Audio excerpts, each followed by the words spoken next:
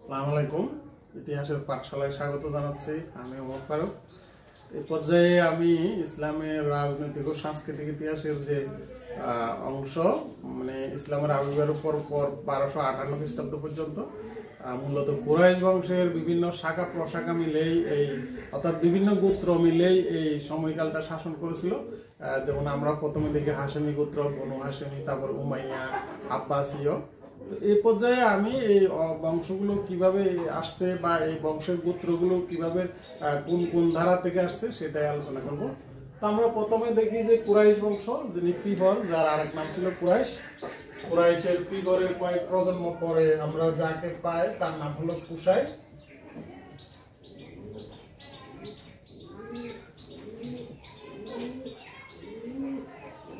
কুরাইশের পরে আমরা পাচ্ছি কুসাই। কুসাইয়ের প্রজন্মের পর আমরা পাচ্ছি আব্দে মোনাফ। আব্দে মোনাফকে পেলাম।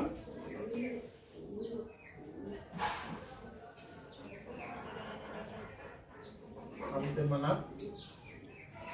আব্দে মোনাফে এসে আমরা একটু ক্লিয়ার হবো। আব্দে মোনাফের 4 পুত্র: আব্দে শামস,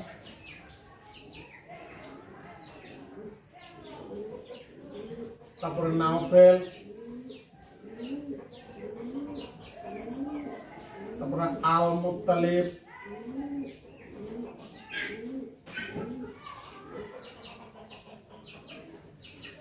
তারপর আমরা দেখি হাশিম, যিনি মূলত বনু হাশেম যে গোত্র বা হযরত মুহাম্মদ সাল্লাল্লাহু আলাইহি ওয়াসাল্লামের যে গোত্র বনু হাশেম, হাশেমি গোত্রের মানুষ, হাশেমি। তো এখানে আব্দে শামসের পুত্রকে আমরা পাই। আব্দে শামসের পুত্র উমাইয়া, যার নাম থেকে মূলত উমাইয়া গোত্র বা উমাইয়া বংশের আবির্ভাব। উমাইয়ার 2টা সন্তান, একজন হলো আবুল আস আর একজন হারব। আবুল আসের ছেলে হলো আপ্পান। আপ্পানের আবার 2 পুত্র, হাকাম এবং উসমান। উসমান বিন আফফান বলা হয় যে এই কারণে। আর হাকামের পুত্র হলো মারওয়ান, মানে প্রথম মারওয়ান। আমরা এই সাইড দেখলাম। তাহলে উমাইয়ারা কিভাবে আসলো এটা বোঝা যাচ্ছে যে মূলত আব্দে মুনাফের সেখান থেকে তার পুত্র 4 জনের মাধ্যমে আব্দে শামসের পুত্র উমাইয়া, উমাইয়াদের উমাইয়ার 2 ছেলে আবুল আস, হারব। তারপরে আবুল আসের থেকে আসলো হাপ্পান, হাপ্পানের পুত্র হাকাম এবং ওসমান। আর হাকামের পুত্র হলো মারওয়ান, যিনি উমাইয়ার শাসক ছিলেন। আর এখানে আমরা দেখি যে হারবের পুত্র হলো আবু সুফিয়ান।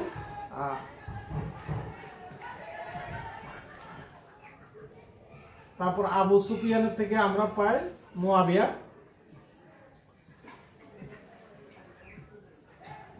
মুয়াবিয়া যিনি উমাইয়া বংশের প্রতিষ্ঠাতা ছিলেন। মুয়াবিয়া থেকে আমরা পাচ্ছি ইয়াজিদকে, প্রথম ইয়াজিদ নামে অবশ্য কয়েকজন খলিফা ছিলেন, তার মধ্যে আমরা প্রথম ইয়াজিদকে পাচ্ছি। হারবের পুত্র আবু সুফিয়ানের পুত্র মুয়াবিয়া, মুয়াবিয়া থেকে ইয়াজিদ, যারা উমাইয়া শাসক ছিলেন। আর এখানে আমরা দেখি হাশিমের বনু হাশিমের পুত্র হলো আব্দুল মুত্তালেব বা মুত্তালিব, আমরা যেটাই বলি না, আব্দুল মুত্তালিব বা আব্দুল মুত্তালিবের অনেকগুলো পুত্র এবং কন্যা সন্তান ছিলেন। সবগুলোর নাম আমরা এখানে লিখতে পারতেছি না, জায়গাও কম। আমরা শুধু যারা উল্লেখযোগ্য তাদের নাম লিখবো। যেমন আবু তালিব,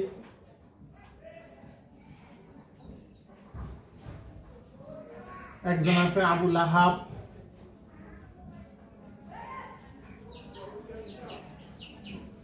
আমির হামজা লিখলাম আমরা শুধু। তারপর হযরত মুহাম্মদ সাল্লাল্লাহু আলাইহি ওয়াসাল্লামের পিতা আব্দুল্লাহ।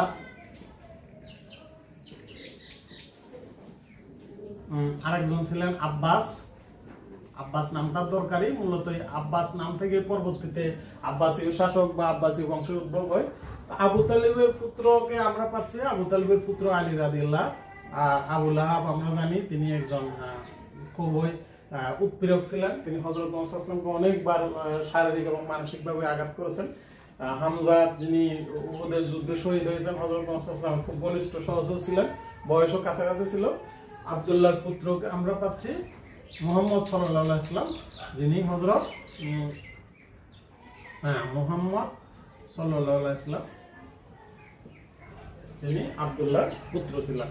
তারপরে আমরা দেখি যে আব্দুল্লাহর পুত্র মুহাম্মদ সাল্লাল্লাহু আলাইহি ওয়াসাল্লাম। তারপরে এখানে আব্বাসকেও আমাদের দরকার, কারণ আব্বাসের পরবর্তী প্রজন্মই মূলত আব্বাসী বংশ শাসন করেছিলেন। তো আব্বাসের পরবর্তী প্রজন্মে আমরা পাই পুত্র মুত্তালিব, তারপরে আলী, আব্বাসের পুত্রকে আমরা পাচ্ছি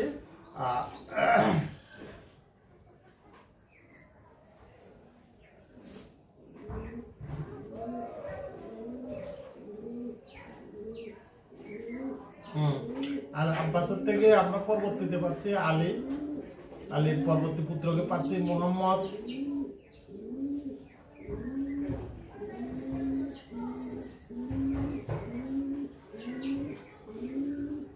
আব্বাস থেকে আসতেছে আলী, মুহাম্মদ, মুহাম্মদের পরবর্তী 3 পুত্র ছিলেন ইব্রাহিম, তারপর আবুল আব্বাস আস-সাপ্পা, যিনি মূলত আব্বাসী বংশের শাসক ছিলেন বা আব্বাসী বংশের প্রতিষ্ঠাতা ছিলেন।